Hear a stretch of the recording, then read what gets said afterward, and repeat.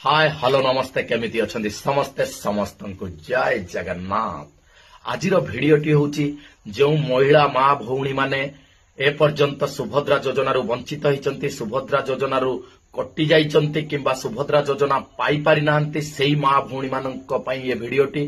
ता सहित आपण माननकु कहि रखुची जो माने बिना ओटीपी माध्यम रे सुभद्रा योजना पकेइथिले,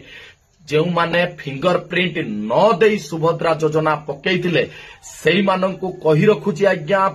एबे जनसेवा केंद्र को री केवाईसी आसी सारिची, जोटा कि आपण माने फिंगरप्रिंट माध्यम रे री केवाईसी करिवे। तेणु करी तुरंत आ डेरी न करिकी आपण माने प्रत्येकटी जनसेवा केंद्र रे री केवाईसी करई नियंतु, जो माने बिना ओटीपी माध्यम रे सुभद्रा योजना पकेइथिले, सेमाने टंका पाइथिले मध्य